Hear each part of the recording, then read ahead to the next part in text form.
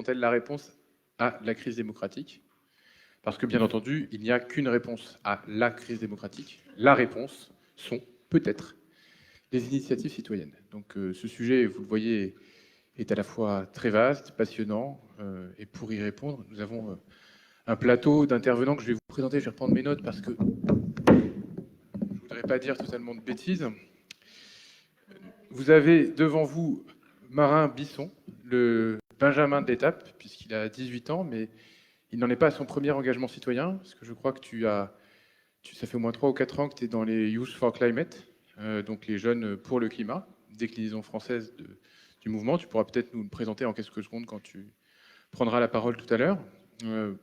À côté, nous avons Priscilla Ludowski, donc faut-il la présenter? En tout cas, nous allons le faire quand même, mais figure porte-parole des Gilets jaunes, emblématique. Je dis porte-parole parce que c'est le mot qui fâche, mais parce qu'il faut bien aussi mettre un peu de débat.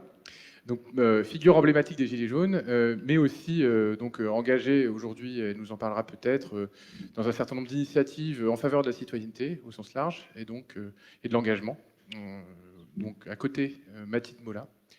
Alors, je ne vais pas dire que c'est une professionnelle de la démocratie participative, mais pas loin, puisque c'est finalement à la fois sa fonction en tant que militante et élue. Elle est élue en charge de la démocratie participative, notamment dans le 13e arrondissement de Paris, engagée à Place Publique, donc le parti politique Place Publique, et puis également dans la vie civile, on va dire, aussi responsable engagé dans une entreprise qui travaille sur les questions de démocratie participative et digitale.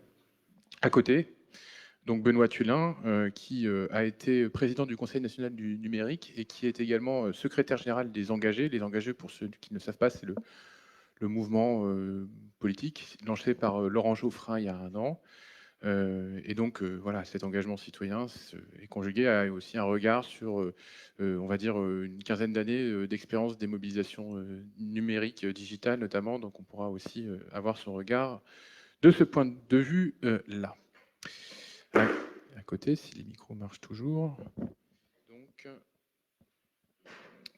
j'ai Wilfried Ségeot, qui est libraire de Nevers, d'abord et avant tout.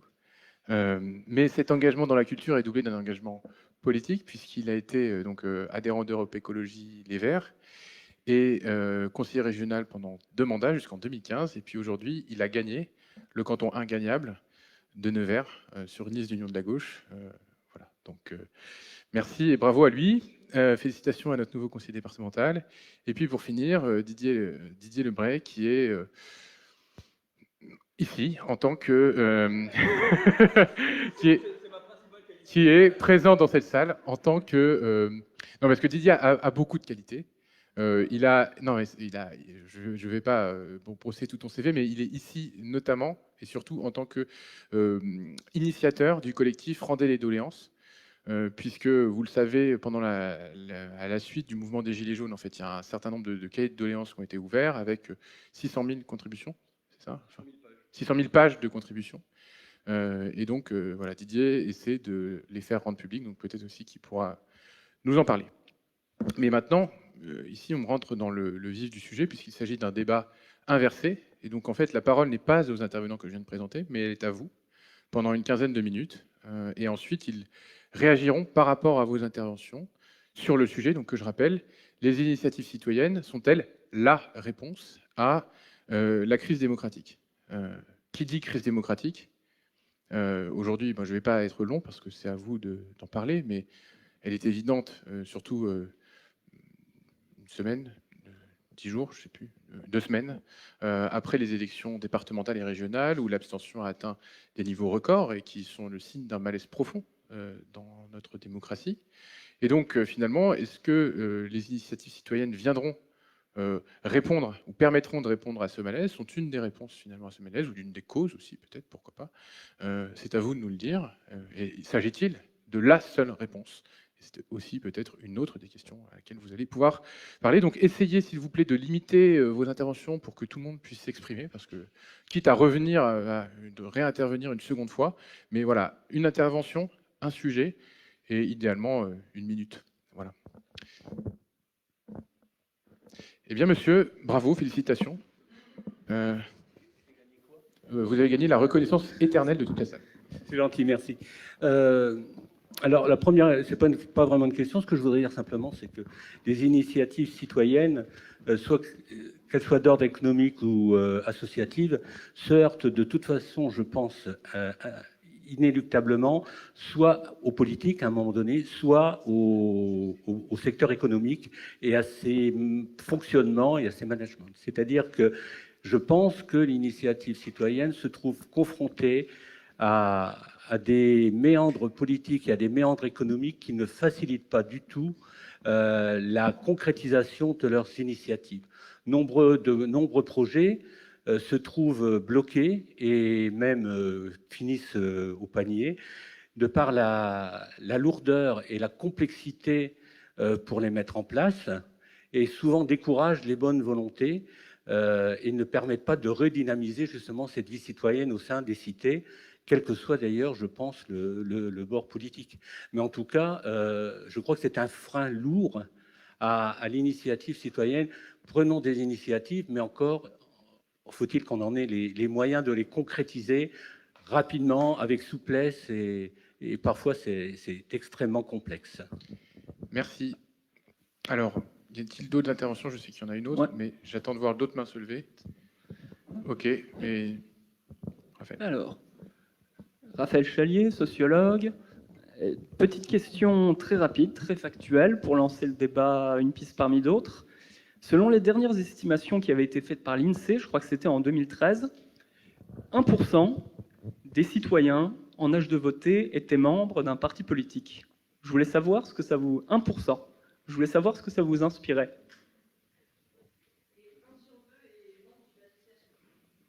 Et plus. Vous avez raison.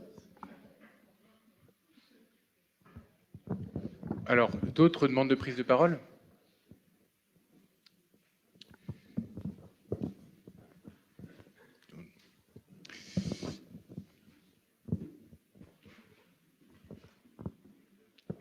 On avait une demande ici. Merci. Bonjour. J'ai été engagé dans un mouvement politique durant la campagne de 2017.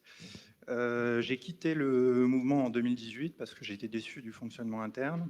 Et j'ai eu plusieurs aventures associatives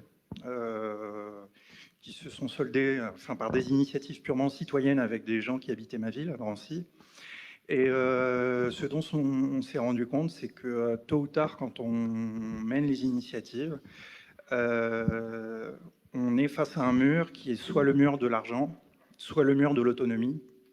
Et face à l'argent ou l'autonomie, c'est toujours le même problème, c'est qu'en face de nous, on a des institutions politiques et qu'on a du mal à s'inscrire dans le temps et à avoir un agenda cohérent en tentant de faire sans les politiques et sans les institutions politiques. Et donc, je prendrai par exemple l'exemple de la Maison des Femmes à Saint-Denis, qui a été fondée par Rada Hatem, qui est une gynécologue obstétricienne, qui a créé une fondation pour les femmes en situation de fragilité et victimes de violences. Aujourd'hui, la seule solution qu'elle a trouvée pour financer sa Maison des Femmes, c'est François Pinault. Donc elle est allée voir François Pinault, qui lui a donné 1 million d'euros sur la table. La question, c'est est-ce qu'on peut vraiment mener aujourd'hui des initiatives citoyennes de cette manière-là, et est-ce qu'on peut vraiment répondre à la crise démocratique avec cette voie-là? Merci. Henri. Oui, Et attends, juste, excuse-moi, avant que tu commences, je précise que là, j'ai eu 4 interventions d'hommes. Il s'agit de la dernière, et je ne donnerai pas voilà. Bonjour. Après, moi, je voudrais dire qu'est-ce que c'est qu'une initiative citoyenne? Parce que, bah oui, parce qu'on parle des grandes associations, là. Apparemment, c'est plutôt, on parle de ça, parce qu'on parle d'argent. Moi, je pense qu'on peut avoir des initiatives sans avoir beaucoup d'argent. Hein, c'est pas que l'argent. Alors, je parlerai brièvement de ce qui se passe dans mon village en ce moment, puisqu'on parle de démocratie participative. À Héry, dans le Cher, oui. l'autre côté. Et donc, il y a une nouvelle équipe municipale et qui essaie justement d'initier des débats avec les habitants sur différents sujets. Et bon, là, ça ne demande pas d'argent vraiment, quoi. Je veux dire, c'est quand même... Et moi, je trouve ça très intéressant parce que ça permet aux gens de débattre entre eux aussi. Parce que quand vous êtes dans un débat, même si c'est pour parler du bourg, vous parlez d'autre chose forcément. Et même, je dirais, pour moi, n'importe quelle initiative citoyenne, que ça vienne d'une personne qui anime, je sais pas, n'importe quoi, ça peut être, je sais pas, un atelier d'écriture ou je ne sais. Je pense que ça amène du débat forcément, puisque les gens se rendent compte, parce que ce qui se passe à l'heure actuelle, c'est quand même le lien entre les gens, d'autant plus avec le virus, c'est compliqué aussi. Mais je pense que c'est quand même ça le plus important, c'est le lien entre les gens. Et à partir du moment où on peut se rencontrer, il y a quand même du débat, on arrive, voilà. Parce qu'il y a quand même un repli sur soi en ce moment, quand même, faut l'avouer, quoi. Et voilà, et c'est vrai que, oui, on est quand même soucieux de l'abstention, ça c'est sûr. On est quand même, c'est inquiétant, quoi. C'est vrai que c'est très inquiétant. C'est quand même dommage. Mais... Et donc, pour revenir aux initiatives que vous avez menées dans Oui. votre village, pendant la crise, vous avez eu la crise sanitaire, vous Oui. avez mené des initiatives Pas particulières?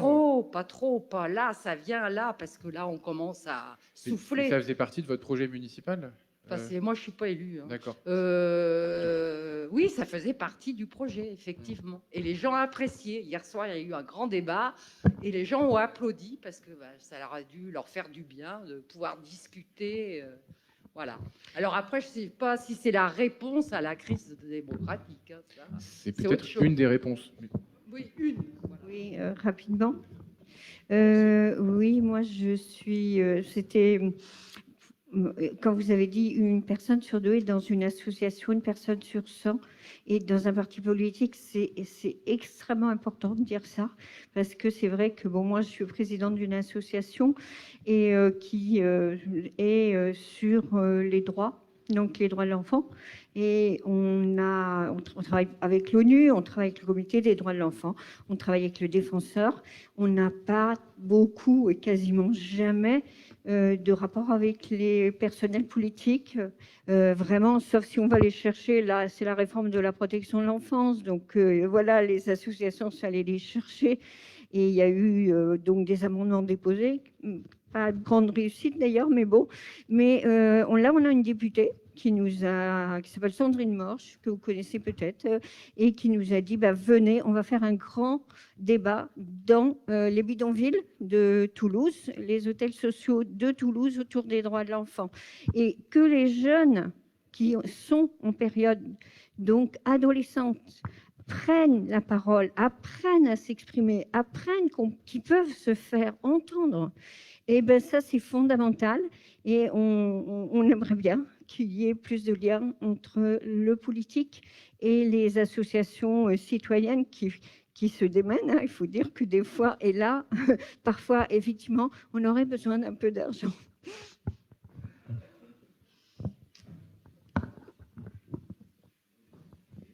Donc moi, ce serait bref. Ce que vous avez évoqué là, moi, ma réaction spontanée, c'est pas inquiétant. Simplement, ça pose question, quoi. Mais ça veut dire que c'est à côté de la plaque, ça correspond plus à la réalité vécue par les gens. Et donc, c'est question. Oui. Quelques témoignages ici à la Charité et quelques paradoxes. Moi, j'arrive pas à... Oui, juste qu'on te présente, tu es maire de la Charité sur Loire. Voilà. Oui, voilà. Oui, Non, mais parce donc que... là, effectivement, je témoigne en tant que maire. Je dirais que beaucoup de volonté depuis quelques années déjà des élus quand même qui ont pris conscience de l'importance du débat participatif. On se rend compte que quand on le fait d'un point de vue politique au sens premier du terme, hein, c'est-à-dire en habitant les gens de la cité, on a quand même des participations relativement réduites et souvent avec les mêmes personnes. On constate aussi que, c'est une petite anecdote aussi qui m'a beaucoup marqué. Pour les élections municipales, on a fait plusieurs réunions participatives avant même la période à proprement parler de la campagne, pour justement que les gens apportent des idées, qu'on fasse un projet à partir vraiment de la participation. Et il y a quelques mois, très récemment, j'ai vu qu'il y avait un élu d'un parti de gauche, enfin je ne sais pas si la gauche, mais je crois qu'il s'apparente à la gauche, qui s'est présenté, je ne l'ai jamais vu nulle part.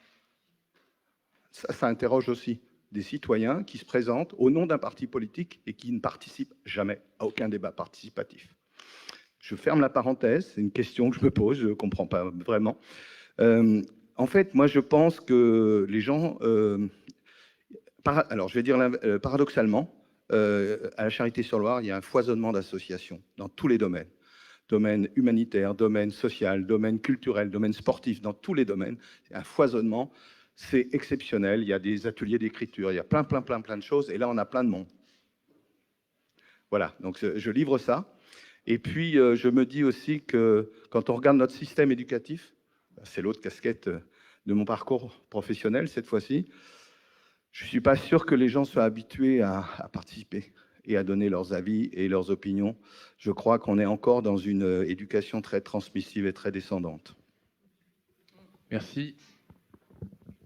Vous avez d'autres? Ouais. Oui, alors un petit témoignage sur... alors moi, je suis Pierre Dedet, élu municipal, conseiller délégué à Bourges.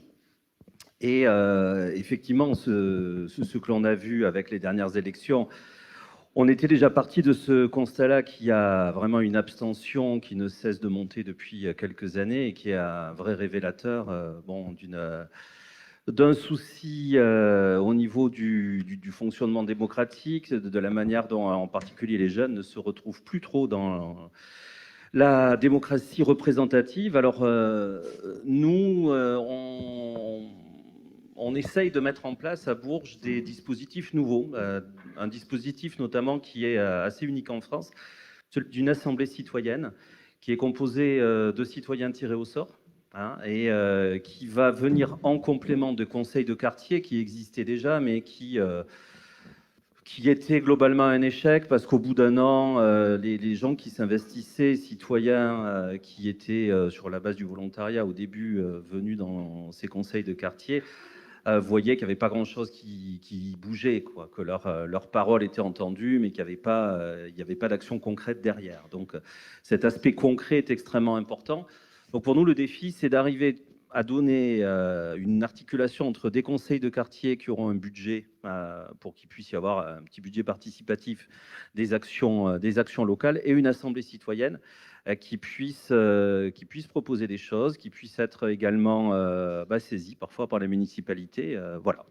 Donc c'est pas la réponse, mais c'est en tout cas une des solutions qu'on a essayé d'apporter.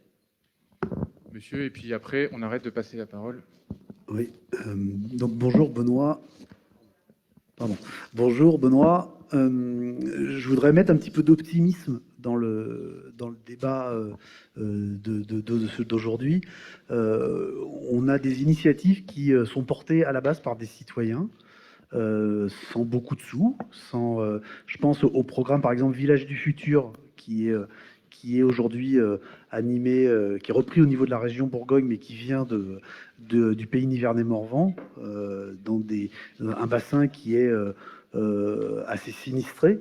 Je pense à la région donc ça va de Clamecy à Lusy, sur toute la partie morvandelle de la Nièvre, où on a beaucoup d'initiatives de revitalisation de cœur de bourg qui viennent des citoyens, qui partent des constats des citoyens. Ces citoyens ont interpellé les élus. Les élus, du coup, se sont mobilisés, sont allés chercher des budgets, parce que des budgets, ça existe. Pour paraphraser aussi une autre initiative portée par des collectifs de citoyens, même si elle provient d'ATD Carmonde, c'est l'initiative Territoire Zéro Chômeur de longue durée. C'est pas l'argent qui manque aujourd'hui. Le problème, c'est que nous, citoyens, on ne sait pas où aller le chercher. Il y a des techniciens pour ça, il y a des élus qui savent aller chercher des budgets. On le voit bien sur le Morvan, encore une fois, il y a aujourd'hui 14 villages qui sont en train de renaître complètement, leur cœur de bourg est en train de renaître, Il y a 6 territoires, il y a un territoire zéro chômeur qui est habilité dans la Nièvre, et il y en a 6 autres qui sont en train d'émerger. Et tout ça, ça vient des citoyens. C'est des initiatives qui ont été voulues par les habitants pour dire, mobilisons-nous, parce que si on fait rien, nos villages qui sont déjà en train de se vider vont complètement mourir. Voilà. Merci. Donc c'est la dernière intervention de cette première partie d'échange. Donc je vous annonce qu'il y a eu 2 femmes qui ont participé et 8 hommes. Donc la prochaine, ce sera l'inverse.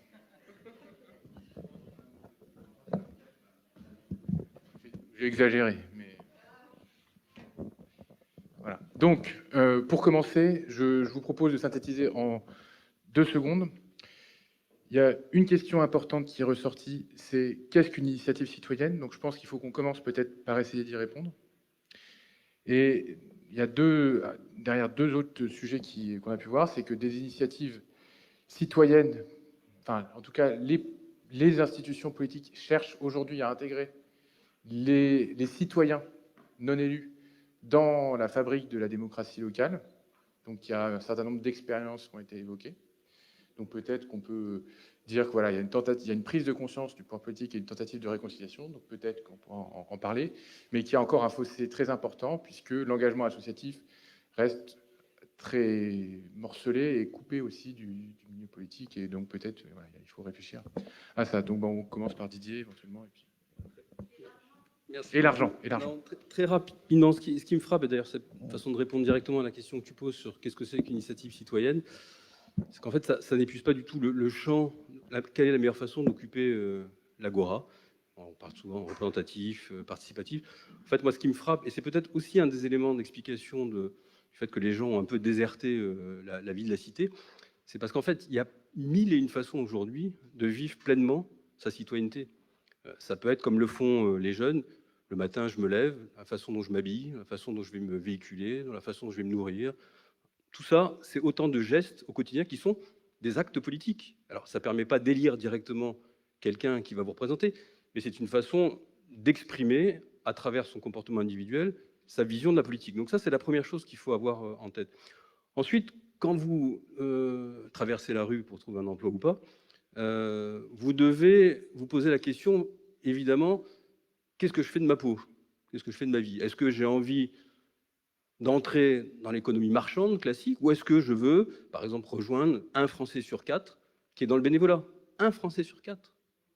Le bénévolat, c'est quand même quelque chose. Je veux dire, ça vous prend du temps et ça ne vous fait pas gagner de l'argent. Donc, quand vous le faites, vous savez pourquoi. Vous avez quelque part quelque chose qui est profondément ancré en vous et vous voulez le faire.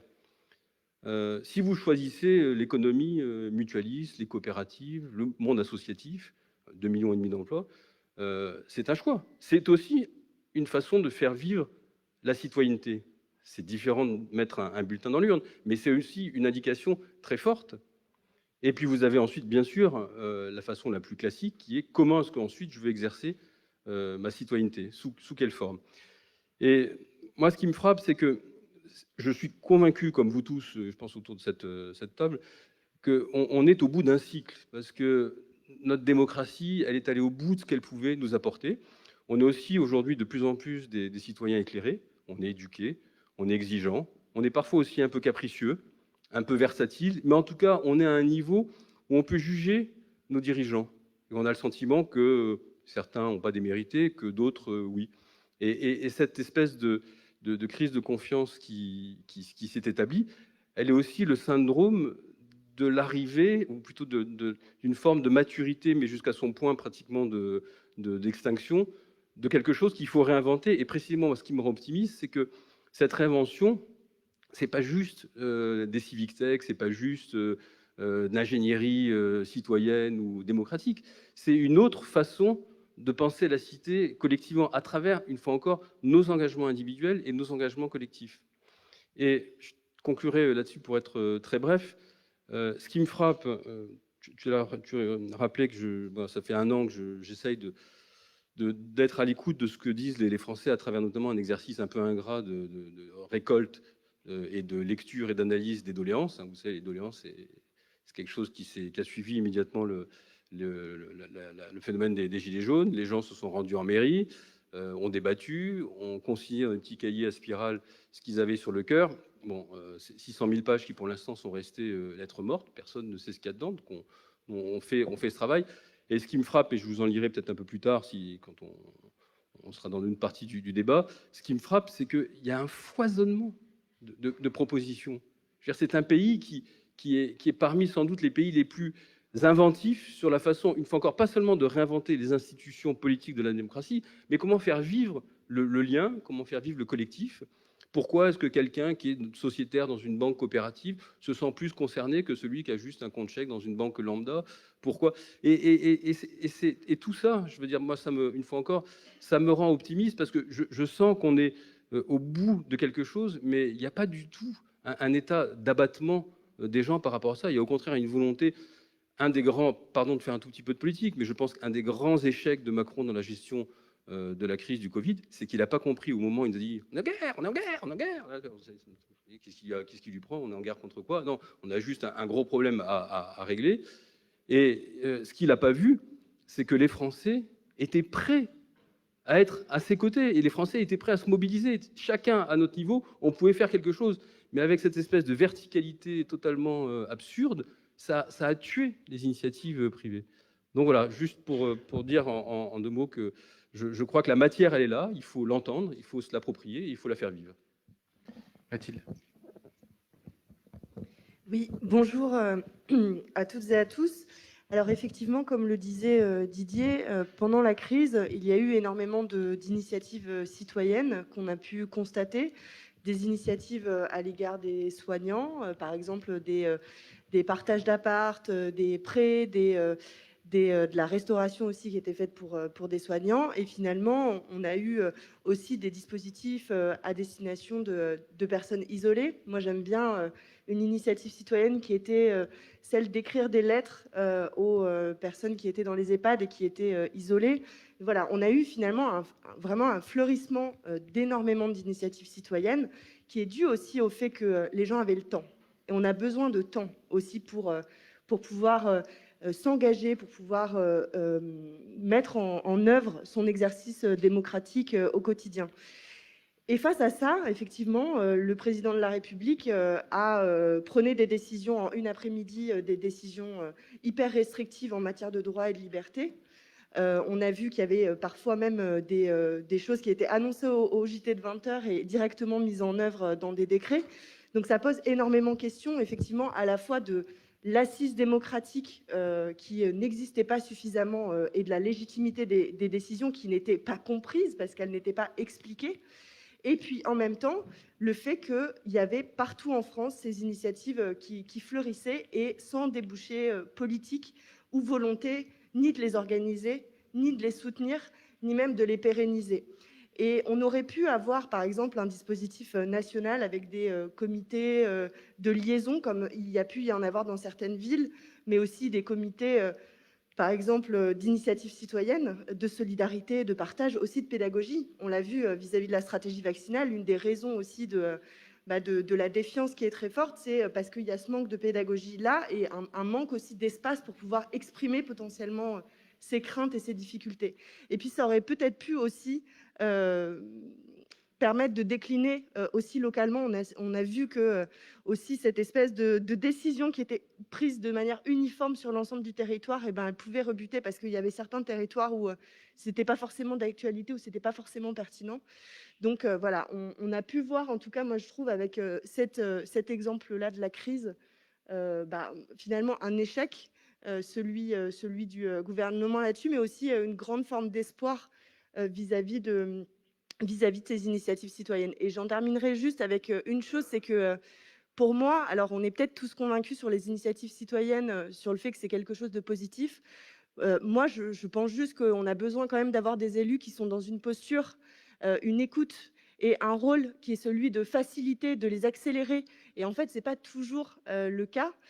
Et on voit notamment à Paris, par exemple, sur le budget participatif parisien, ça permet vraiment de créer des collectifs, par exemple, avoir des kits d'hygiène pour les SDF.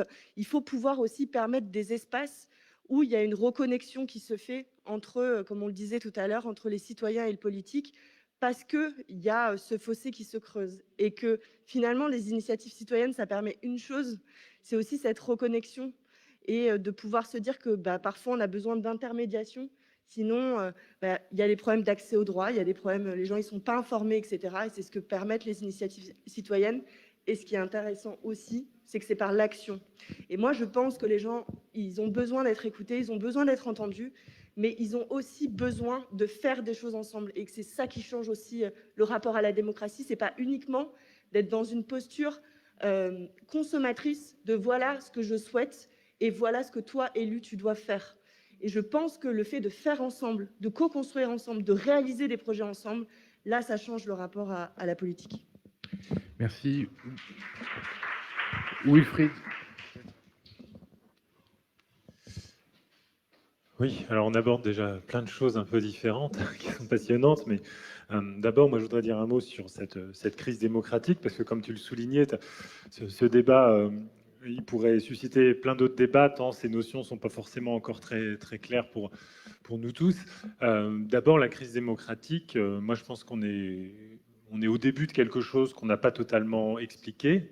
Moi, ça me préoccupe beaucoup, ça m'interroge beaucoup, comme vous tous et toutes sans doute, de qu'est-ce qui se passe ? Qu'est-ce qui se passe en vrai ? Dans ces presque 70% de gens qui ne sont pas allés voter, combien il y en a qui désespèrent totalement du monde politique, combien il y en a qui ne s'intéressent pas à la chose publique dans une attitude individualiste, consumériste, qui considèrent que tout ça ne les concerne pas parce que ce qui les intéresse, c'est de mener de leur vie. Voilà, je crois qu'on n'est qu'au début de l'analyse de cette crise démocratique, quelles sont ses causes et quelles seront ses conséquences aussi. Donc, à mon avis, c'est vraiment un sujet d'étude et de réflexion important parce qu'on ne peut pas, les 70% de gens qui ne sont pas allés voter, je pense qu'il y a des motivations et des enjeux très très différents les uns des autres. Et je pense que déjà, ça c'est quelque chose d'important à réfléchir. Les initiatives citoyennes, on pourrait dire d'une façon un peu basique que c'est justement ce qui se fait en dehors du champ institutionnel et politique, donc ce qui est mené par des individus qui n'ont pas forcément de mandat, qui n'ont pas de mandat électif. Mais on voit que là encore, la limite, elle est mince, parce qu'il y a aussi des gens qui ont des mandats électifs ou des mandats électifs locaux. Mais quand on est dans une toute petite commune, on a tellement peu de moyens que je pense que finalement, on n'est pas très éloigné de la petite association, quoi. Gérer une petite commune... Bon, on a peut-être un tout petit peu plus de moyens qu'une petite association, mais pas beaucoup, beaucoup plus. Du coup, le lien entre les deux, moi, me semble pas forcément évident. J'ai l'impression que c'est presque deux problématiques qui cheminent l'une à côté de l'autre. On voit beaucoup de gens investis dans des mouvements associatifs citoyens qui, bizarrement, ont un peu décroché de la vie politique. C'est-à-dire que ce n'est pas parce qu'on est militant associatif qu'on continue à suivre la vie politique.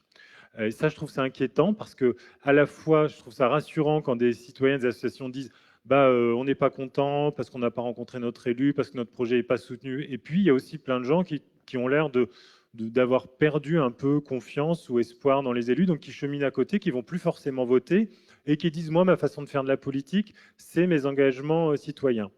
Et ça me gêne parce que, comme le disait Patrick, à un moment donné, l'action associative citoyenne, elle est utile, elle est nécessaire, elle est indispensable, mais on voit bien qu'il y a des limites si ça ne se traduit pas après par des changements politiques. Voilà, la MAP qui veut que les gens consomment bio, pas cher, etc. Si à un moment donné, en France, on continue à avoir une politique comme le fait Emmanuel Macron, où on ne soutient absolument pas l'agriculture biologique, on va finir par trouver des limites. Et comme ça, il y a des dizaines d'exemples qui montrent que les initiatives citoyennes sont indispensables, mais que s'il n'y a pas un relais politique, elles rencontrent vite leurs limites. Donc voilà, on a des initiatives citoyennes qui commencent à se déconnecter du monde politique, je trouve ça inquiétant. Et à côté, il y a une responsabilité du monde politique qui est là, effectivement, pour écouter, pour soutenir, pour trouver les moyens d'eux. Et juste un mot sur le 1% des gens qui adhèrent à un parti politique. Alors moi, il se trouve que je suis adhérent à un parti politique depuis 25 ans. Je pense que vraiment les partis politiques n'ont pas compris qu'ils devaient évoluer. Et c'est souvent un peu décevant d'être adhérent d'un parti politique, mais je crois aussi qu'il faut s'accrocher parce qu'on a tendance souvent à... Moi, je suis étonné le nombre de gens qui, 6 mois après l'élection, ils disent je suis déçu. C'est un peu aussi une posture de se dire tout le temps déçu comme ça. À un moment donné, il faut persévérer un peu. Et moi, si j'étais resté sur ma première impression, je ne serais peut-être pas resté adhérent de mon parti politique. Aujourd'hui, je suis content d'y être resté adhérent, mais il est sûr qu'aujourd'hui, les partis ont perdu leur vocation, à mon avis, première, qui est d'être un lieu d'élaboration politique, d'élaboration d'un projet, d'une vision de la société, de proposition. C'est devenu essentiellement des machines électorales où, en fait, dans la plupart des réunions, on ne fait que parler de qui sera candidat à machin, qui sera candidat à truc, qui amène des cubis, et on n'est pas dans le débat, dans le lieu où on réfléchit. Ça, c'est ce que Rémi Lefebvre dit être une des critiques constantes des partis, en fait. C'est-à-dire que les partis politiques ne sont pas ce qu'ils n'ont jamais été. Enfin, est-ce qu'un jour, un parti politique a été autre chose qu'une machine électorale? Peut-être que ça a été quelque chose en plus, mais ça a toujours été, en tout cas, des machines électorales. Enfin bon, je reprends la parole pour essayer de recadrer sur un des points qui a été soulevé par Pierre tout à l'heure, qui disait comment s'inscrire, qui était évoqué un petit peu tout de suite, comment s'inscrire dans le temps long quand on est une initiative citoyenne sans les institutions. Je pense qu'on n'en a pas vraiment encore parlé tout de suite. Là, on a parlé de la question de comment faire le lien entre élus, partis, citoyens, mais peut-être que, du coup, Priscilla, tu peux nous répondre un petit peu sur ce sujet-là, comment gérer la durée, en fait. Oui, c'est une bonne bonjour déjà, pour commencer. Ça peut aider. Il y a beaucoup de choses qui ont été dites et qui sont intéressantes, et je pense que c'est assez flagrant, effectivement, de voir qu'on a ces fameuses limites qui ont été évoquées. Il y a aussi peut-être la question de la posture qu'on a quand on lance une initiative et de se dire, mais en fait, jusqu'où on veut aller? Est-ce qu'on s'est préparé à où on va aller, où tout cela va mener? Est-ce qu'on avait nécessairement envie de passer le cap, l'échelle, d'aller en politique? Il y en a beaucoup qui sont allés municipales, notamment dans le mouvement des Gilets jaunes, aux européennes, et qui iront même beaucoup plus loin, qui avaient prévu d'aller au régional et qui ont même prévu d'aller au présidentiel. Et en fait, ça démontre à un moment donné quelle a été l'intensité de l'engagement et pourquoi à un moment donné on s'est dit on ne peut pas aller plus loin en termes d'initiatives citoyennes non politiques professionnellement, et donc on va peut-être passer le cap. Et est-ce qu'on est censé se sentir obligé de passer le cap, en fait? Et moi, plus qu'une crise démocratique, je me dis qu'il y a déjà une crise de confiance envers le métier de politique. Peut-être qu'il faut se questionner peut-être sur ce qui tourne autour, dans sa dimension professionnelle. La politique, je pense qu'il faut la questionner déjà pour ce qu'elle représente aux yeux des citoyens et des citoyennes qui ont cette crise de confiance. Pourquoi, à un moment donné, moi, quand je dis moi, c'est pas moi personnellement, mais avec un grand M, je me dis que je dois passer le cap d'aller travailler en tant qu'élu, d'aller travailler en tant que politique.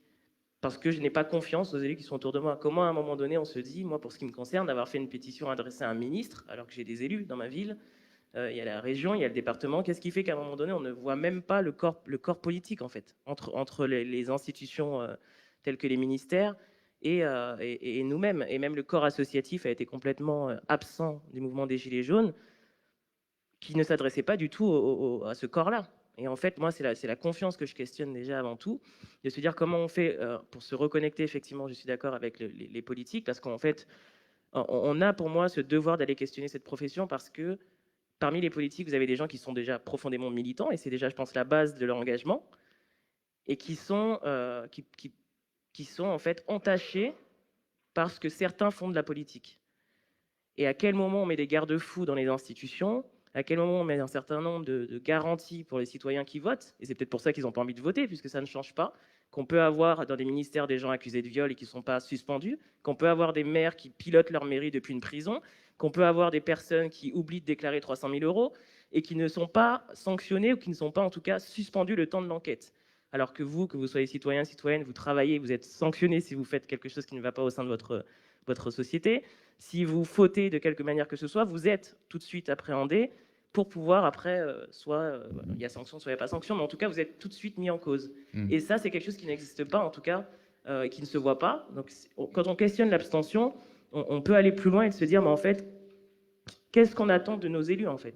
Mais là, du coup, c'est pas les initiatives citoyennes sont-elles la solution, c'est plus comment on arrive à réguler le milieu politique pour redonner confiance dans ce milieu-là. Mais qu'est-ce qui fait qu'en tant que citoyen, on a envie de lancer ces initiatives? Peut-être que des gens ne se seraient pas lancés s'ils avaient plus confiance. C'est ça aussi, quand on fait le tour de la boucle, c'est pourquoi, au bout d'un moment, on a envie d'y aller, alors qu'on aurait plutôt tendance à dire que si on vote, c'est qu'on fait confiance. Si on vote pas, on fait pas confiance, donc on y va nous-mêmes.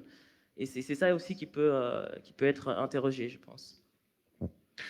Ok, peut-être Marin, du coup, toi, tu Tu as voté là, peut-être pour la première fois, il y a 3 semaines. Donc tu fais partie des 9% de la catégorie 18-25 ans qui sont allés voter la semaine dernière. Exactement. Est-ce que tu la vois, la crise de confiance aussi chez les jeunes dans la politique, et du coup, parce que toi, tu représentes aussi l'engagement citoyen, mais hors du politique, mais dans le politique quand même. Enfin, comment tu te représentes ça, en fait? Ouais. Bah, du coup, en tant que personne de 18 ans qui vient de voter pour la première fois, je vois bien cette crise de confiance en la politique et ce manque de participation dans le fait déjà que j'ai l'impression qu'il y a vraiment un problème de confiance des jeunes globalement dans l'organisation de la politique aujourd'hui. C'est ce que disait Priscilla tout à l'heure sur le fait qu'il y ait un certain nombre de personnes qui rentrent en politique de manière professionnelle, que finalement on vote une fois tous les 5 ans et qu'après finalement on n'a plus aucun pouvoir.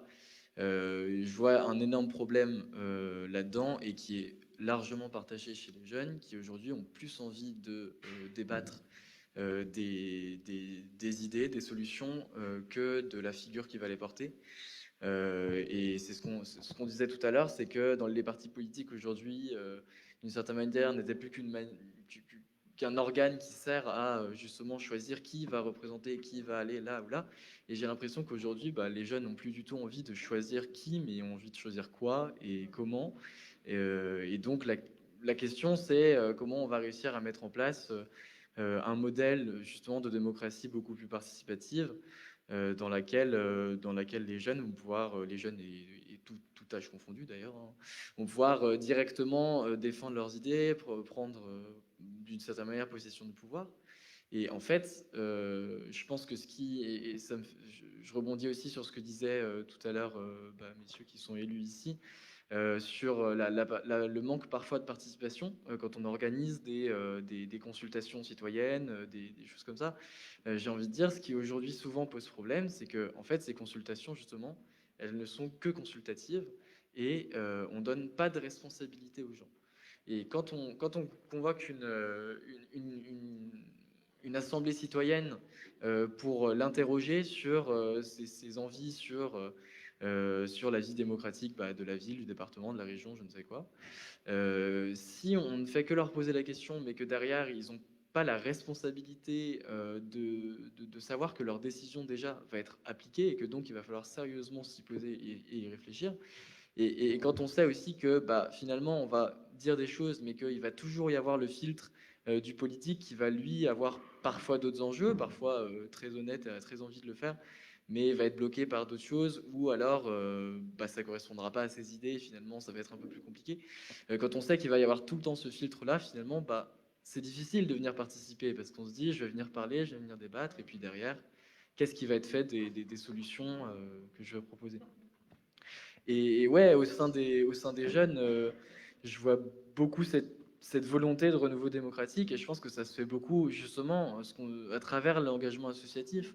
Pour moi, l'engagement associatif qui est très fort chez les jeunes et puis chez le reste de la population, mais qui est quand même assez important chez les jeunes, c'est ça qui traduit, c'est des gens qui viennent débattre, discuter, défendre leurs idées directement, et non plus aller dans un parti politique justement pour choisir les personnes qui défendront leurs idées à leur place. L'idée, c'est vraiment de se dire, on a envie que telle solution soit mise en place, soit débattue, surtout soit discutée avec l'ensemble de la société civile. Et donc, on va aller dans une association qui va prôner des valeurs qui correspondent aux nôtres, et on va essayer de diffuser ces idées par ce médium-là. Et ouais, moi, en fait, la vraie question, c'est du coup comment on arrive à créer une démocratie dans laquelle qui soit beaucoup plus participative, dans laquelle les gens peuvent défendre réellement des idées et non pas des têtes. Donc là, tu as soulevé aussi les failles qui avaient été évoquées tout à l'heure, c'était de dire qu'on fait des consultations où on ne donne pas la responsabilité. Enfin, voilà, on consulte, mais on ne donne pas le pouvoir. Donc, Pierre, tout à l'heure, évoquait, on donne du budget. C'est une forme de pouvoir, de responsabilité. Mais c'est vrai que la consultation purement formelle peut conduire au désengagement à force, et on peut aussi considérer, c'est peut-être que Benoît pourrait nous en parler un peu, une forme d'essoufflement de cette démocratie consultative numérique, et du coup, quelle perspective on peut avoir aussi par rapport à ça? Merci Arthur. Bonjour à toutes et à tous. Oui, moi je voudrais peut-être un peu revenir sur le contexte au fond dans lequel on se pose cette question de cette crise de la démocratie. Je pense qu'il y a deux éléments de contexte qu'il faut peut-être un peu rappeler. Le premier, c'est qu'au fond, ça fait déjà pas mal de temps, mais qu'on a changé de monde, et qu'on est dans un monde, on vient d'un monde qui était un monde avec des grosses organisations, que ce soit dans le monde de l'entreprise, très pyramidal, ou dans le monde des États et des institutions publiques, très hiérarchique, très vertical. Ça fait déjà quelques dizaines d'années qu'au fond, ces mondes-là, ces organisations, elles craquent. Parce qu'il y a dans la société une envie de ne plus attendre docilement que les ordres tombent du haut de la pyramide jusqu'en bas, avec les erreurs, les dysfonctionnements, avec aussi l'autoritarisme. Voilà. Et toutes ces choses-là ont été profondément remises en cause depuis déjà plusieurs dizaines d'années, mais fondamentalement n'ont pas beaucoup abouti, n'ont pas réussi fondamentalement à changer complètement le monde de l'entreprise, à renouveler complètement l'organisation politique que nous avions. Et dans ce premier contexte, est intervenue, je crois, une révolution importante, qui est la révolution numérique dont tu parlais, et qui est venue propulser à nouveau, en donnant des nouveaux outils aux gens pour qu'ils se prennent en main. On parle de révolution de l'empowerment, le fait que tout d'un coup, les gens peuvent se saisir de pouvoir pour s'auto-organiser, pour échanger, pour faire du financement participatif, pour s'exprimer, pour manifester, pour faire des tas de choses, pour faire aussi beaucoup d'initiatives locales. Et d'ailleurs, et je rebondis sur le monsieur tout à l'heure qui disait qu'il faut être optimiste, dans le champ de l'économie sociale et solidaire, dans le champ de l'économie collaborative, cette tendance sociologique et politique forte, outillée par le numérique, donne des choses absolument prodigieuses. Et c'est pour ça d'ailleurs que les Français y vont. C'est pour ça qu'il y a un foisonnement incroyable dont tu parlais tout à l'heure. Donc ça marche dans un certain nombre de champs, mais dans la politique, ça ne marche pas complètement. Alors pourquoi? Je crois que fondamentalement, c'est que la politique, elle n'a pas beaucoup changé. Et que malheureusement, la classe politique telle qu'elle est organisée, elle a même donné beaucoup de signaux parfois très inverses à cette demande que la société exprimait. Et là, on peut en donner plein de petits exemples, essayer d'en tirer à chaque fois des conclusions. Quand par exemple, on organise un référendum, voilà, c'est une sacrée initiative citoyenne, parce que tout d'un coup, on rend la parole à tout le monde, pendant des mois et des mois, on débat, et puis à la fin, ça se conclut par un vote. Un des derniers grands débats qu'on ait eu, j'ai voté oui au traité constitutionnel européen, je le dis donc, vous allez voir, à bon escient. On a organisé un grand débat qui a duré des mois, qui a passionné le pays, qui l'a même déchiré en deux.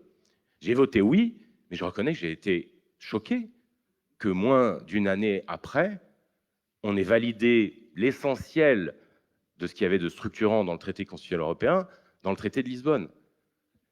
Quel signal catastrophique d'un point de vue démocratique que d'organiser un débat, de dire on va vraiment vous confier la parole, les Français disent non, qu'on soit d'accord ou pas, que ce soit pour de bonnes ou mauvaises raisons, peu importe.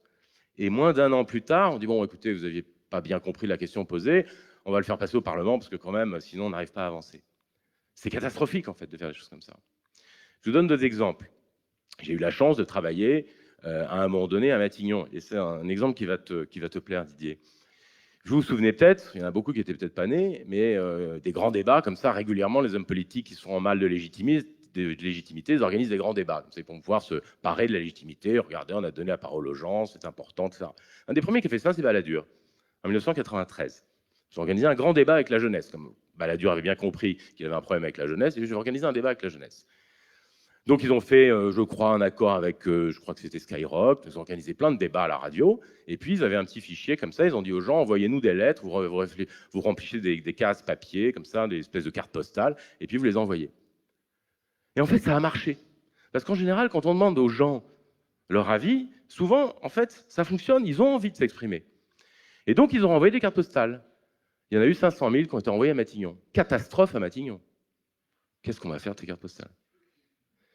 Et donc, moi, quand je suis arrivé dans les années 2000 sous le gouvernement Jospin à Matignon, il y a un gendarme un jour qui me dit « Mais tu as vu déjà visité la cave ?» Et bien, dans la cave, s'entassaient des colis postaux entiers de réponses de jeunes qui avaient écrit à Balladur pour lui donner leurs avis.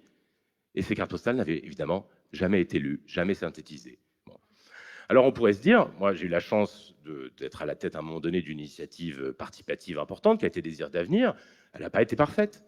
Mais je peux vous assurer que une de mes obsessions, c'était de dire pas un message, pas une contribution quelle qu'elle soit, ne doit pas faire l'objet d'une synthèse avec de la traçabilité dans le process pour montrer en réalité comment la voix exprimée termine, ou pas d'ailleurs, mais dans ce cas-là, c'est justifié et c'est de manière transparente, c'est fait, comment ça se retrouve ensuite dans une synthèse pour nourrir un programme présidentiel. En l'occurrence, c'était celui de Ségolène Royal.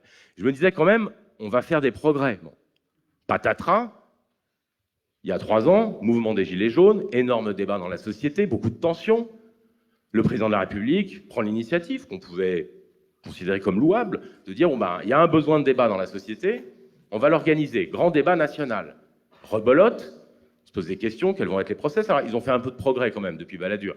Ils ont mis en place, il y a eu des belles plateformes qui ont été utilisées, il y a eu des process qui ont été mis en place, mais quand même à la fin, quand il s'agit de dire, mais donnons à la société, rendons à la société le fruit de son débat, eh ben, ça bloque, et en réalité, on a du mal à obtenir, pour des tas de raisons complètement fallacieuses, dont Didier vous parlera beaucoup mieux que moi.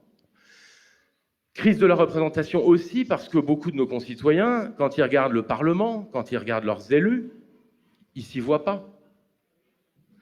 Et là, c'est intéressant de voir quand même le cas, je pense, emblématique de La République En Marche.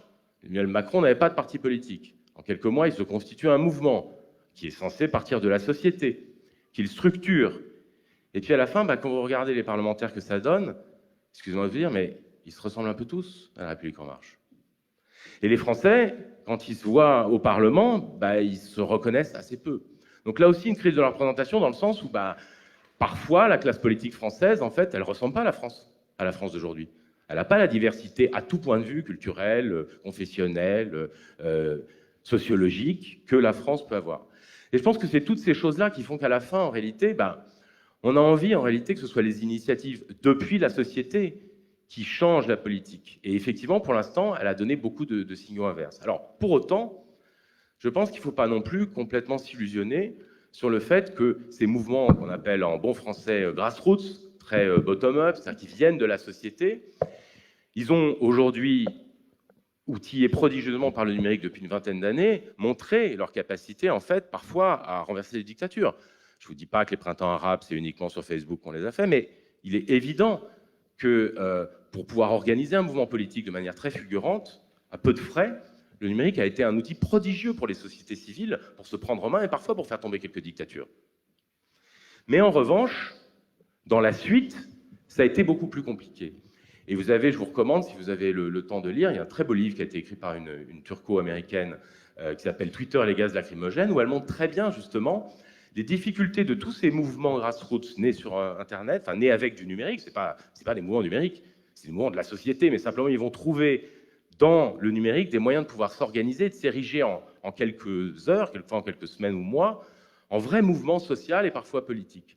Mais elle en montre aussi les limites, c'est-à-dire que quand vous êtes dans une structure qui invente ses process sur les médias sociaux, de manière complètement transparente, en général qui se mobilise sur un objectif, ça peut être dégommer la taxe carbone, ça peut être faire tomber Ben Ali.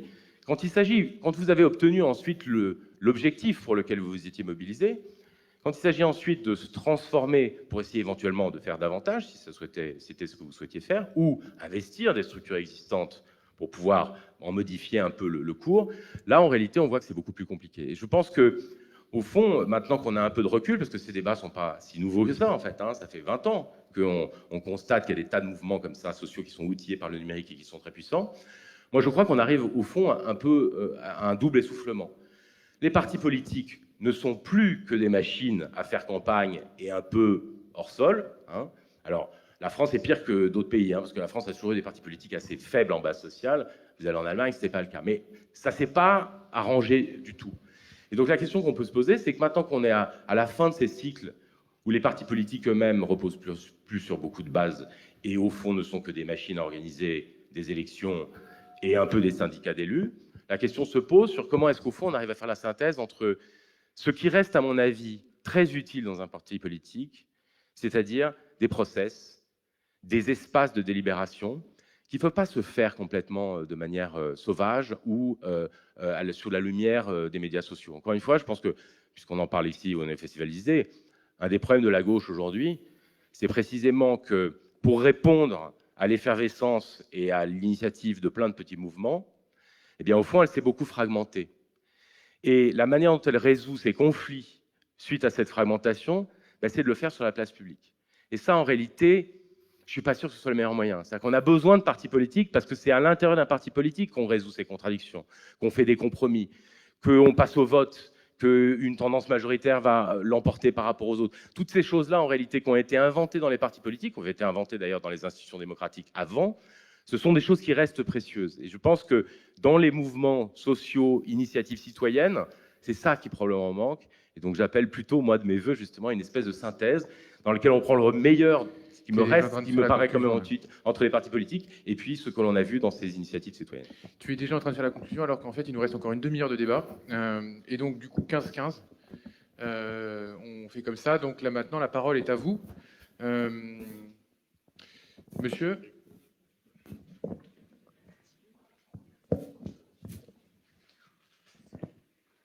Bonjour, j'ai une question à vous.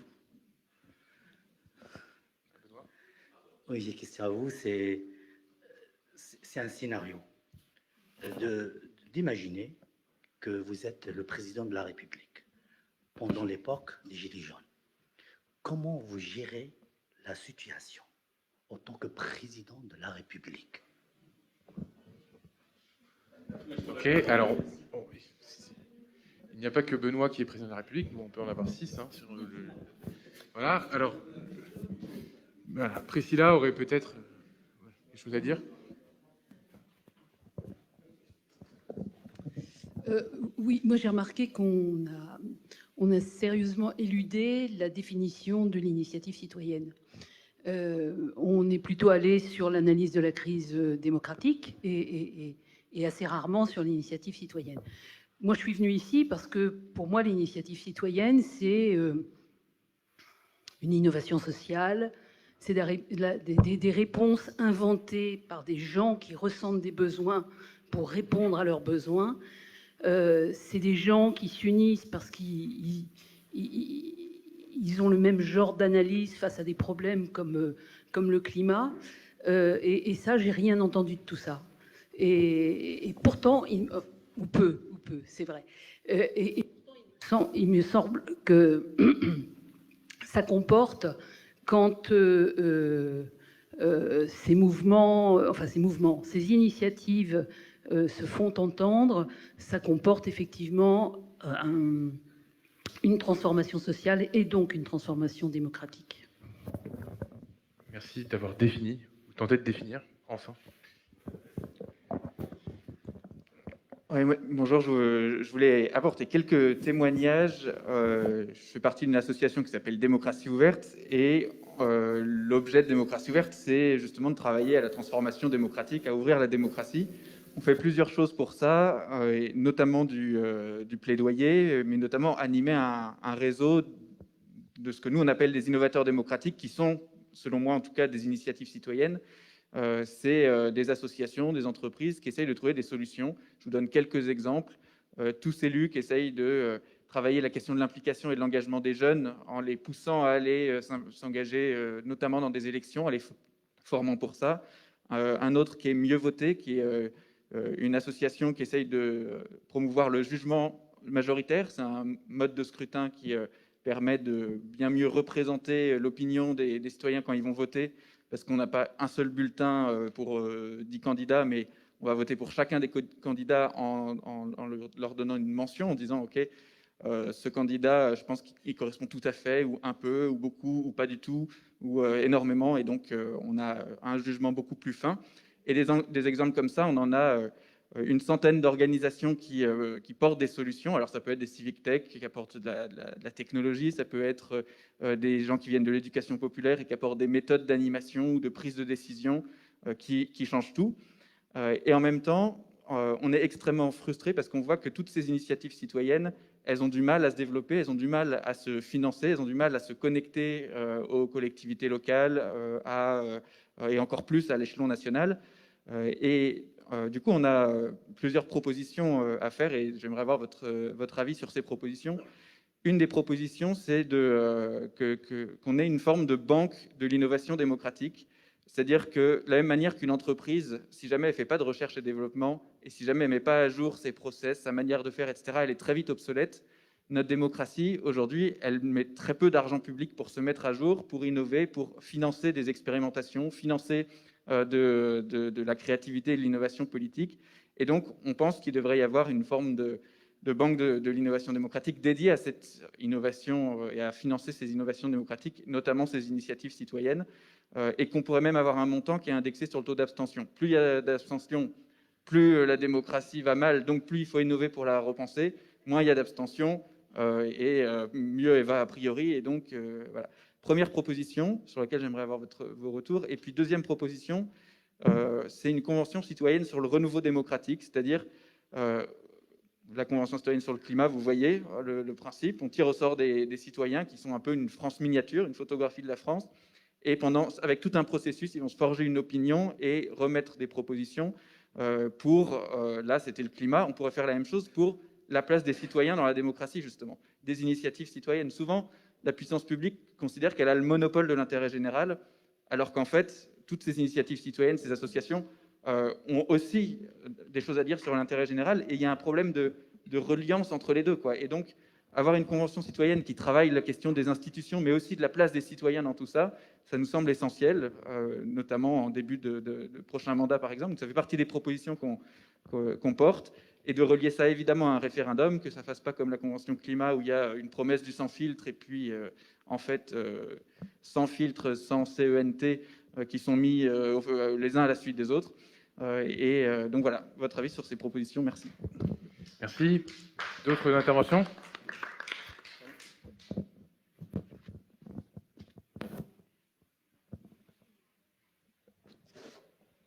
Oui, en fait, je ne suis pas bien sûre de ce que je veux dire. C'est dans ma tête depuis un moment, mais alors moi, je pense que il ne s'agit pas forcément d'ajouter quelque chose, mais de faire mieux ce qui existe.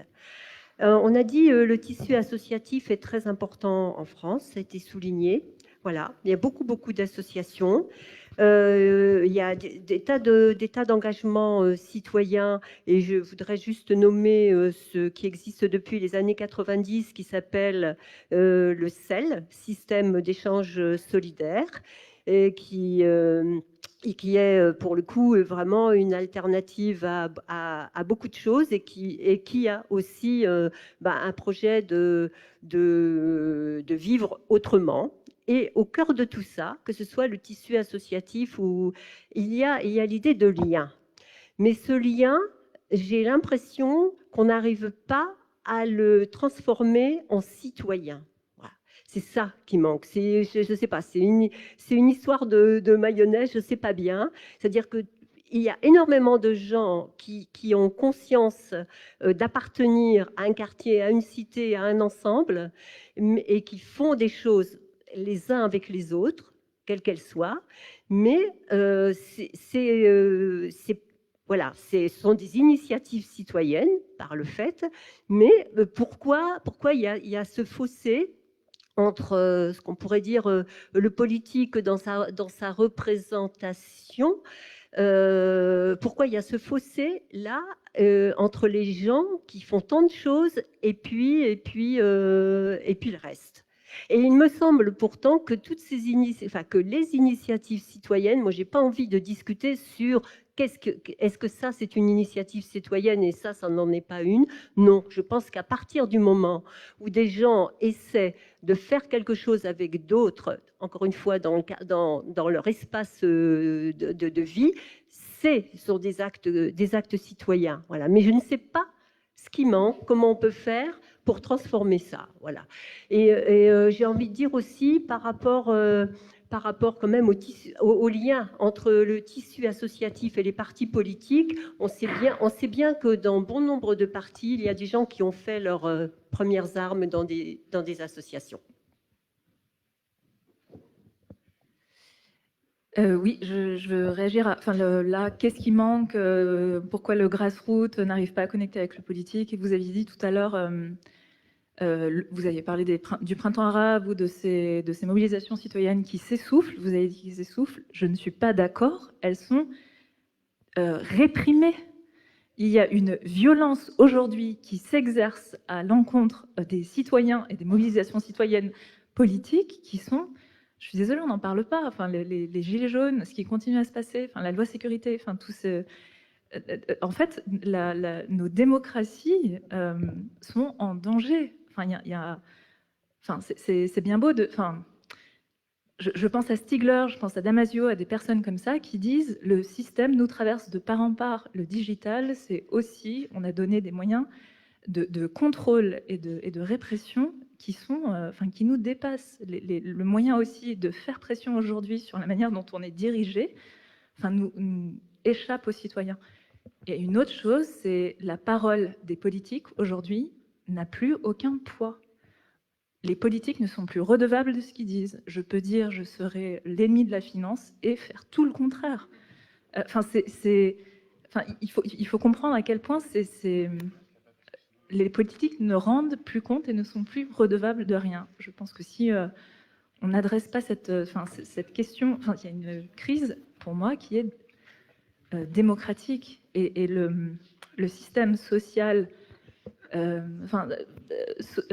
européen même, c'est depuis les années 90 qu'on le démolit.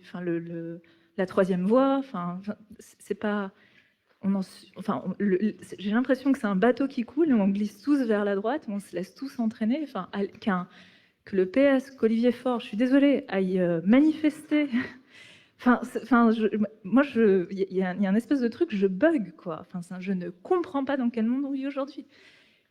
Je représente les deux femmes qui sont sur le panel. On se connaît bien puisqu'on fait partie d'une initiative qui s'appelle Investi. Investi, c'est un parcours d'entraînement à la prise de fonction politique par et pour des femmes. On est issu de tout l'arc progressiste.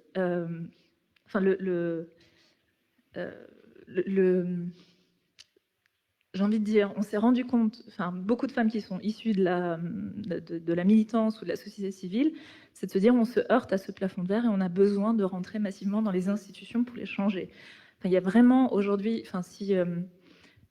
ce renouveau démocratique aujourd'hui, c'est quelle place vous faites en tant que parti aux citoyens, quelle place vous faites, la Convention citoyenne pour le climat qui était exemplaire, vous pouvez pas, il faut rendre ces comptes-là. Donc, je pense qu'il y a aussi, pour moi, la responsabilité des citoyens, c'est de rentrer massivement aujourd'hui dans les institutions et de changer les choses de l'intérieur. On le voit, ça marche. Il suffit que 15 élus entrent au Congrès américain pour faire du bruit, en fait. Il suffit de peu de monde, en fait. Voilà, je voulais réagir à ça. Et les printemps arabes... c'est de la répression, c'est pas de l'essoufflement. On répondra à cet argument, mais on n'a pas de tac au tac, donc on continue les prises de parole et encore 3 minutes. Alors moi, je vais faire assez court, je vais rebondir. Je suis aussi investie, donc salut. Il y a un noyautage, ça marche très bien. En fait, moi je suis investie et je suis surtout membre et co-créatrice et d'associations qui travaillent dans le champ de l'aide aux migrants. Et je voulais ajouter à propos des initiatives citoyennes que elles sont extrêmement fertiles il y a un gros vivier dans ce champ-là. Et ma réflexion, c'est toujours la même, c'est de dire quand même on supplée, on pallie, on fait le boulot des organisations et des institutions, on éponge, on aide, on soutient, on apporte les premiers les aides de base, on fait de l'humanitaire en permanence, mais on fait plus que ça aussi parce qu'on essaye de construire. Et malheureusement, la vraie question, c'est de se dire, oui, mais est-ce qu'on n'est pas un peu piégé par ça, par cette action-là? Comment est-ce que on peut trouver des relais? Et puis, même si on le fait avec tout notre être et nos valeurs, finalement, est-ce que c'est pas une façon de dédouaner l'État et les collectivités de leurs responsabilités? Merci. Alors, on va finir. J'ai encore 3 demandes de prise de parole. En 1 minute, ça veut dire 15 secondes chacun. Je me promenais à Nevers sur la place Carnot il y a quelques jours et j'ai une image qui m'a fait un peu froid dans le dos, c'est-à-dire le rassemblement des jeunes pour le SCU, le service civique universel.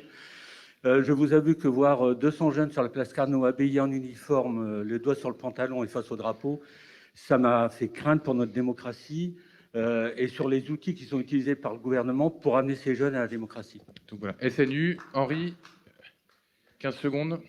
Oui, pour donner 2 témoignages supplémentaires, les élus locaux souffrent de ce manque de confiance qui a disparu par rapport aux élus nationaux. Et vous avez bien vu que ça descendait jusqu'à l'échelle locale. C'est nouveau. Et donc, évidemment, il faut prouver que les pratiques de démocratie participative vont jusqu'au bout et ne vont pas uniquement sur des promesses. Et que quand on crée un conseil municipal jeune, il faut que ce que les jeunes proposent, ça soit mis en œuvre. Quand on crée un conseil des habitants, comme on a fait ici, il faut que derrière, il y ait les engagements et qu'on aille jusqu'au bout de l'action. Et je peux continuer comme ça sur Il faut s'arrêter. Oui, mais juste un point sur parce que si vous êtes à la Charité, c'est pas un hasard. On a choisi d'accueillir des migrants à la Charité sous forme d'un CADA. Et là, je peux vous garantir que non seulement les associations en place ont agi et ont accompagné, mais là, c'est pourquoi je rebondis là-dessus et c'est important, c'est que vous connaissez peut-être pas vraiment ce qu'est l'accompagnement de l'État par rapport à ce type de dispositif, mais en gros, là aussi, on est sur de l'institutionnel et de l'administratif. Mais par contre, les individus, qu'ils soient, qu'ils aient leur estampille, si je puis dire, j'essaye de ne pas utiliser des mots que tout le monde ne connaît pas forcément, ou qu'ils soient déboutés, de toute façon, à la sortie du CADA, ben, ils sont seuls. Et heureusement qu'on a des collectifs de citoyens qui s'organisent pour prendre le relais. Merci, Henri. 15 secondes, j'ai encore 15 secondes et 15 secondes. Donc voilà, des vrais 15 secondes. Oui, bonjour. Alors nous, là, on est tous entre convaincus, mais je vais faire un peu l'avocat du diable. Est-ce que vraiment on n'a pas perdu la bataille culturelle? Est-ce que la citoyenneté pour les gens, pour les 10 millions de citoyens qui se demandent comment ils vont finir la fin du mois, c'est pas d'aller au magasin faire les courses qu'ils peuvent et pas s'investir dans la citoyenneté? Et moi, j'en ai pour preuve la campagne municipale au Havre, où on a fait des réunions dans tous les quartiers et en fait, il n'y avait personne.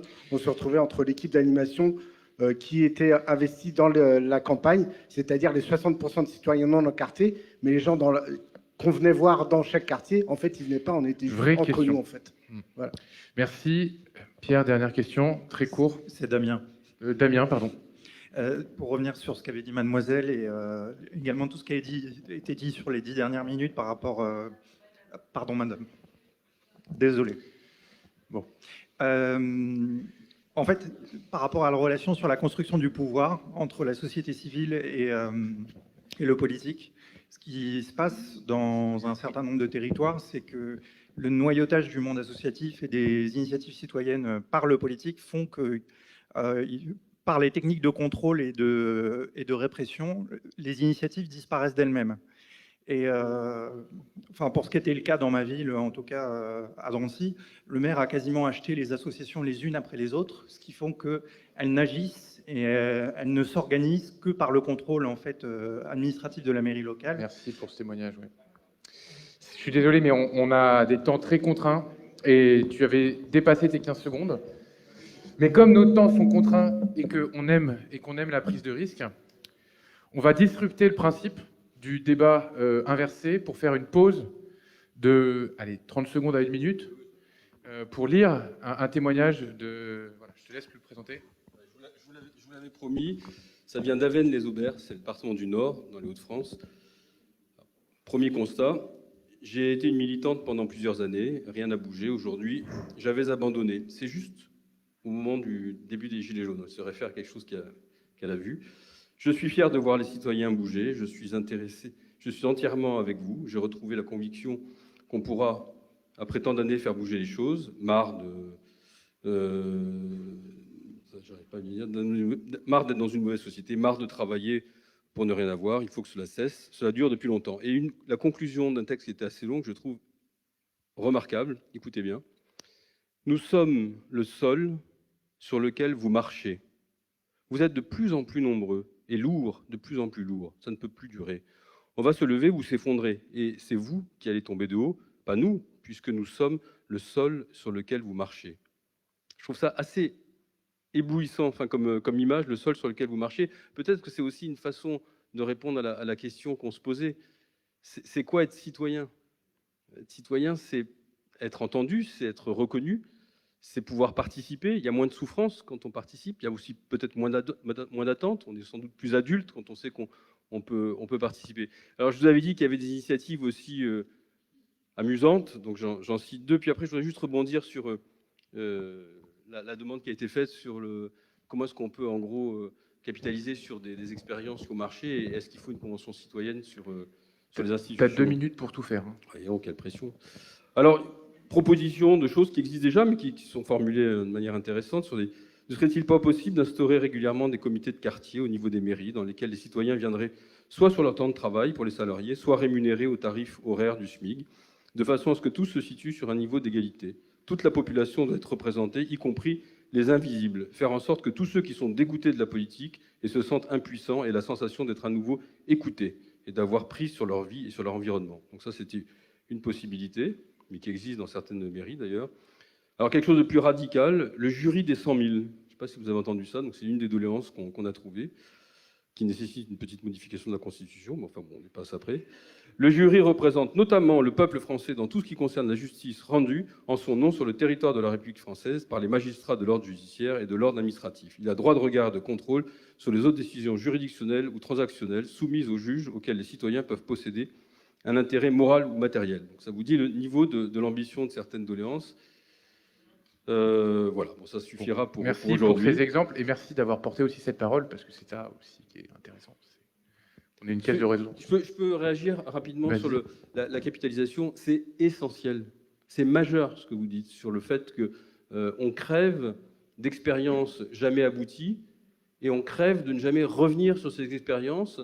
C'est la meilleure façon d'arriver à convaincre. C'est pas en échafaudant ex nihilo des systèmes ultra sophistiqués à partir de considérants très larges jusqu'au moindre détail. C'est pas du tout ça qui marche. Ce qui marche, c'est effectivement de l'approximation, l'itération, et ensuite de partir.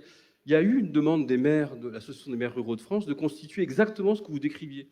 À l'époque, le Premier ministre, Édouard Philippe, les a envoyés bouler, leur disant circuler, il n'y a rien à voir. Vous vous souvenez de ça? La Convention citoyenne pour le climat, c'est juste prodigieux ce qui s'est passé. Vous prenez 150 personnes tirées au sort, qui représentent exactement la France, dans toute sa diversité sociale, culturelle, géographique.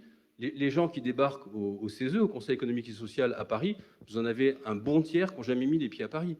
Bon, Paris est à feu à sang, les gens ont peur, en fait ils réalisent que ce n'est pas tout à fait ça, mais bon, et ces gens-là, très très rapidement, ils vont prendre la mesure de la difficulté de cet exercice. Et c'est là qu'il faut aussi arrêter de fantasmer l'action politique. L'action politique, c'est redoutable, c'est arbitrer entre des intérêts qui sont terriblement conflictuels, c'est arbitrer sur le principe même de comment est-ce qu'on rend une société qui est fondamentalement violente, parce que les rapports de force sont violents, parce que les gens sont égoïstes, ils sont méchants. Donc comment est-ce qu'on arrive à faire qu'on y arrive? Et c'est cette Convention citoyenne sur le climat, en moins de 3 semaines, elle a compris parfaitement comment il fallait procéder. Elle a fait des expertises, d'expertises. Elle est arrivée très vite à des conclusions qui sont, je ne sais pas s'il y a des gens qui sont totalement anti-nucléaires ici, mais par exemple, une des conclusions pour moi majeures et qui prouve l'intelligence collective, c'est qu'au bout de quelques semaines, ils ont dit, pour le mix énergétique, si on veut à la fois émettre moins de CO2 et ne pas pénaliser les plus pauvres, on oublie le nucléaire. Le nucléaire, pour l'instant, on ne peut pas s'en passer, donc il faudra en sortir de manière progressive. Preuve que quand vous mettez des gens ensemble et que vous leur laissez le temps de débattre, ils sortent de la délibération quelque chose qui, à mon avis, est plus qu'intelligent. Donc pour les institutions, si on faisait la même chose, bien évidemment qu'on accoucherait de quelque chose de formidable. Encore faut-il que le pouvoir politique accepte de ne pas passer à la moulinette l'ensemble des mesures qui sont recommandées et que les lobbies qui sont féroces ne foutent pas à poil la quasi-totalité des mesures. Alors, ça a duré 9 mois, mais dès 3 semaines, ils ont compris qu'il fallait sortir le truc. Absolument, ouais, absolument. Et ils sont tous sortis beaucoup plus intelligents qu'ils n'étaient en arrivant. Alors, Priscilla, il nous reste 5 minutes, hein, donc il faut faire très, Très Non, court. On peut s'autoriser un dépassement de 3 minutes, quoi. Je vais Mais- faire comme tout le monde, je vais en prendre 15 et ça va Mais bien bien se sûr, passer. bien sûr. Merci. J'ai juste envie de réagir et rappeler quelque chose qui peut-être plaira pas. Mais je rappelle que le mouvement, par exemple, des Gilets jaunes est né parce qu'on se fichait de savoir de quel bord politique on était. Si les gens se sont rassemblés à un moment donné, c'est pour parler de leurs difficultés du quotidien. Ça a été pour se retrouver dans des lieux complètement inhabituels. Je veux dire, on ne sort pas pour aller discuter avec son voisin sur un rond-point. Donc il y a un lieu qui a été choisi, une sorte de mini-parlement, où les gens allaient constamment discuter de leur quotidien, de leurs difficultés, ils refaisaient le monde sur des ronds-points. Puis ensuite, il y a eu les assemblées citoyennes qui se sont multipliées dans toute la France, au moment où BFM préférait montrer des poubelles brûlées. Il y a des gens qui sortaient du travail, parce que les mouvements des Gilets jaunes, ce ne sont pas que des personnes dans l'extrême précarité, ce sont aussi des travailleurs, des indépendants, des chefs d'entreprise, il y avait des retraités, et tout un tas de personnes qui, après le boulot, se retrouvaient dans des salles municipales. Donc les élus aussi ont joué un rôle, autant il y en a qui ont été complètement contre le fait de donner des salles municipales, et d'autres qui ont accueilli beaucoup de gens pour leur permettre de débattre. Donc il y a eu ces espaces. Je questionne juste l'espace qu'on prend pour pouvoir ensuite débattre. Donc il y a eu les ronds-points, il y a eu les assemblées citoyennes qui se sont multipliées. Tout ce travail qui a été produit lors de ces assemblées, lorsque ce n'était pas que des débats, mais qu'il y a eu du travail qui a été fait en collectif, on n'a pas suffisamment donné de visibilité à ce qui s'est passé en fait pendant ce mouvement-là. Et en l'occurrence, on s'est rendu compte aussi, et quand j'entends parler des différentes personnes ici qui font partie du programme Investi, il y a aussi la question de la représentation des femmes. Donc l'initiative citoyenne, je pense qu'il y a une question d'espace, une question aussi de représentation de certains profils de la société qui sont d'habitude invisibilisés. Et ensuite, il y a la question du lien au résultat, du lien à la décision. Une fois qu'on a initié quelque chose, qu'on l'a fait en collectif, comment on s'assure du fait que c'est ensuite pris en compte ou que c'est ensuite restitué d'une certaine manière pour que le reste de la population ait conscience que ça s'est fait. Je veux dire, la Convention citoyenne pour le climat, une des déceptions de certaines personnes qui ressort a été de dire, mais en fait, on ne s'est pas senti soutenu par la population qui demande de la représentation, qui demande pas de la représentation politique, mais qui demande à ce qu'il soit mieux représenté et qui demande à participer aux prises de décision. Parce qu'on a des médias mainstream qui ne se soucient que du buzz et qui ont médiatisé la Convention citoyenne que quand Emmanuel Macron s'est déplacé, quand Édouard Philippe s'est déplacé, quand Nicolas Hulot s'est déplacé, à aucun moment en France, les médias ont été expliquer ce qu'était la Convention citoyenne vraiment dans son cœur et expliquer que vous êtes aussi capable de faire ce genre de travail. Ce n'est pas juste les parlementaires qui sont capables de le faire. À partir du moment où on vous donne les outils et que vous êtes bien entouré, vous pouvez le faire. Et ça, c'est un message qui doit passer. C'est important que les gens qui sachent, on dit qu'il y a une personne sur deux, ou je sais plus, 2 ou plus, qui est dans l'associatif, qui est dans la politique, mais comment vous leur donnez espoir? Comment vous leur dites ce que vous faites? C'est pas lettre morte en fait. Ça donnera tôt ou tard quelque chose. Il y a la question du résultat. Et à côté de ça, moi, je suis très inquiète du fait que ces initiatives citoyennes elles soient de plus en plus portées par des très jeunes. Ça questionne, encore une fois, la confiance qu'on a envers les élus et les politiques en général, qui fait effectivement du mal aux élus locaux qui font de belles choses, mais à quel moment on se pose la question de la normalité du fait que les gens commencent à faire de la politique à 14 ans? Enfin, quand même, il y a quelque chose qui ne va pas. Je suis pas sûr. Est-ce que tu veux réagir non. Par exemple, qu'est-ce qui fait que tu t'es engagé? Qu'est-ce qui fait que tu t'es engagé si tôt? Inquiet. Qu'est-ce qui fait que je me suis engagé si tôt? Moi, personnellement, ça a été vraiment, en l'occurrence, ce qui m'a fait rentrer dans le militantisme, dans la politique, c'était la démission de Nicolas Hulot du gouvernement, qui dénonçait justement le pouvoir des lobbies, le fait que le gouvernement privilégie à 100% l'économie par rapport à, j'ai envie de dire, l'intérêt général.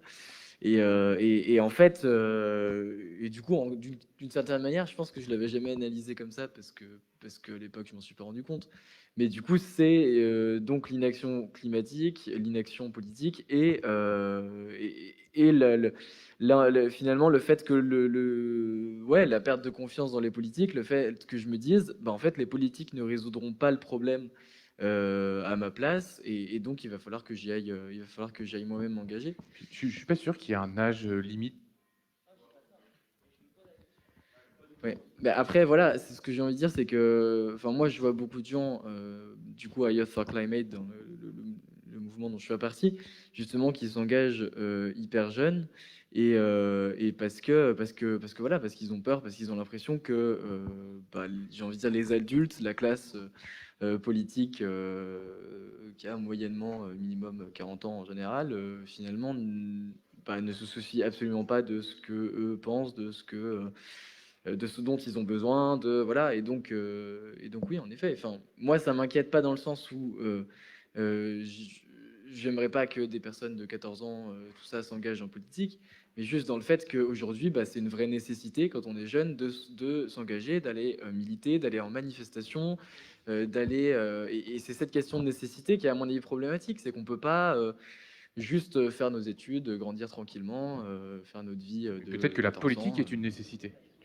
L'engagement. Oui. Mais Mathilde. Juste pour dire que c'est intéressant qu'ils disent c'est une nécessité. Pourquoi on se sent obligé à cet âge-là de le faire? Qu'est-ce que font pas les autres qui sont censés faire?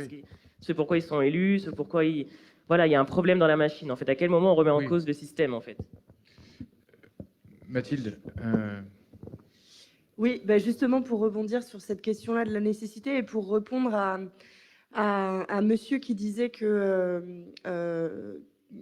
finalement la démocratie participative était déjà très en difficulté et ne permettrait pas de revigorer la démocratie représentative et le système actuel et de répondre à la crise démocratique.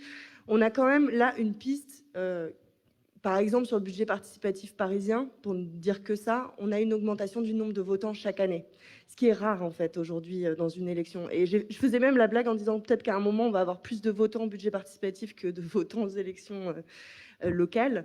Mais on a quand même sur ces espaces-là de l'enthousiasme et le souhait de pouvoir s'investir.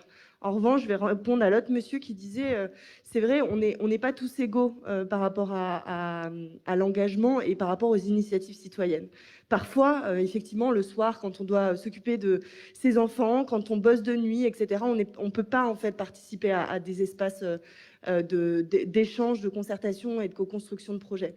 C'est pour ça que la question de la disponibilité, elle est essentielle. Et moi, je défends notamment une proposition qui s'appelle la réduction du temps de travail, la RTT citoyenne, qui soit en fait du temps qui est alloué sur le temps de travail et qui permet de refaire la redistribution démocratique en ciblant en particulier tous les gens qui sont les plus exclus de justement des réunions de concertation, etc.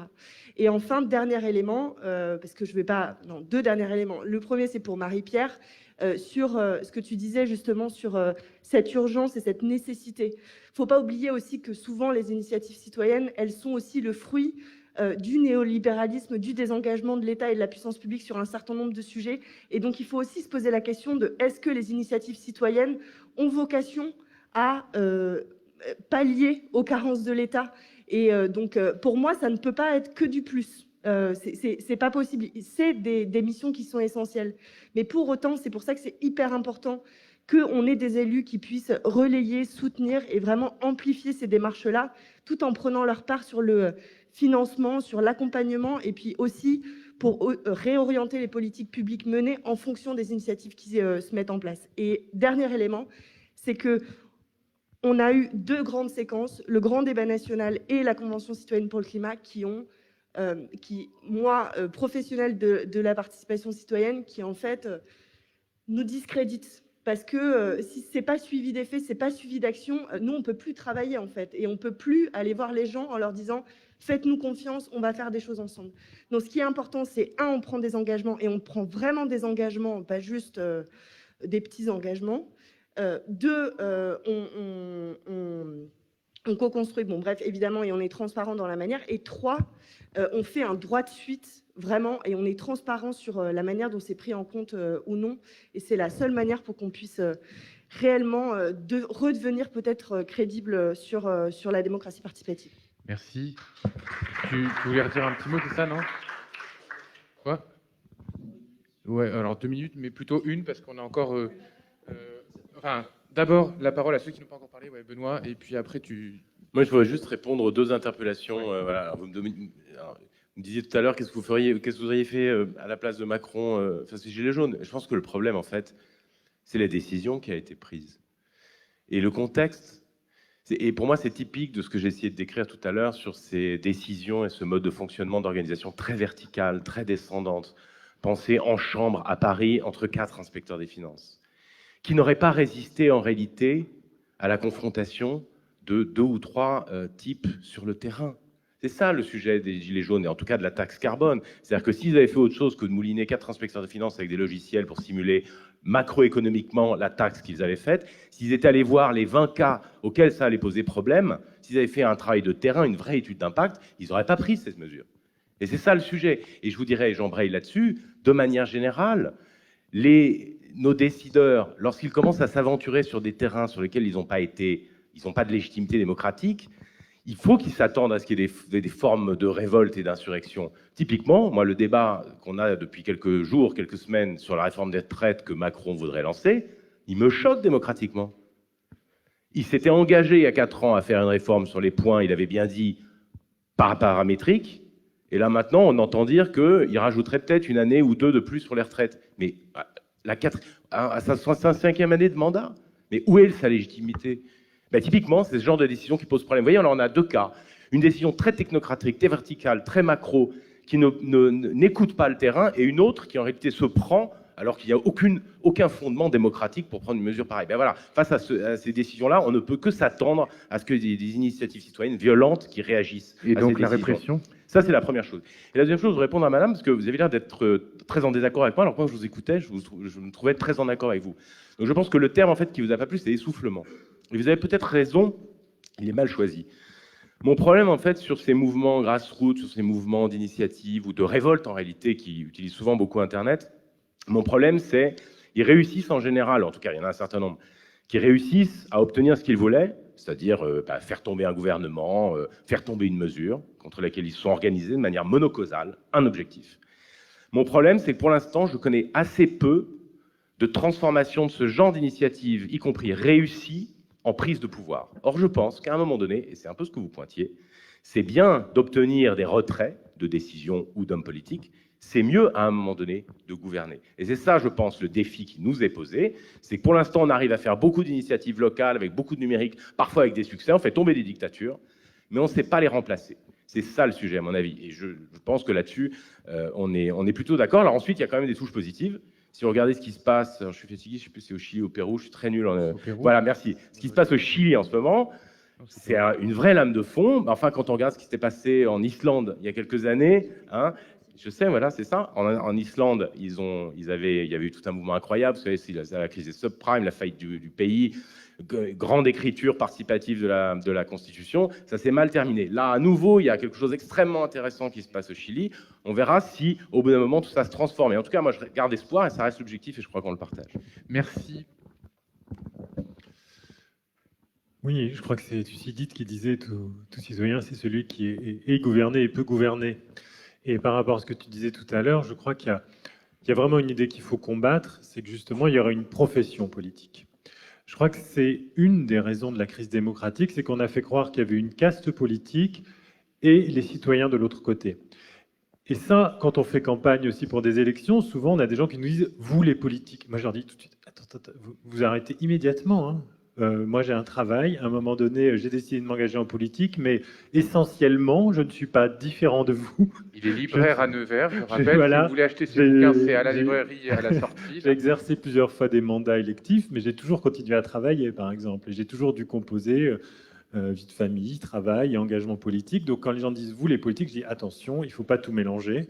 Il y a aussi des élus locaux qui se battent, qui s'engagent, qui militent. Et il y a un problème, c'est qu'il y a effectivement des gens qui font des carrières où ils font peut-être 20, 30, 40 ans, où ils font que de la politique. Ils ne reviennent jamais dans la vie civile. En ce moment, on parle par exemple de l'ENA, on dit il faut supprimer l'ENA, etc. Le problème, c'est pas l'ENA. Le problème, c'est qu'on a confondu 2 choses. L'ENA, elle est là pour former des cadres, l'administration, elle n'est pas là pour former des députés et des ministres. Et on a une caste politique qui s'est constituée avec notamment beaucoup d'énarques, c'est pour ça qu'on pointe l'ENA, mais l'ENA, elle n'était pas là pour fabriquer des candidats à la présidentielle, elle était là pour fabriquer de la haute administration.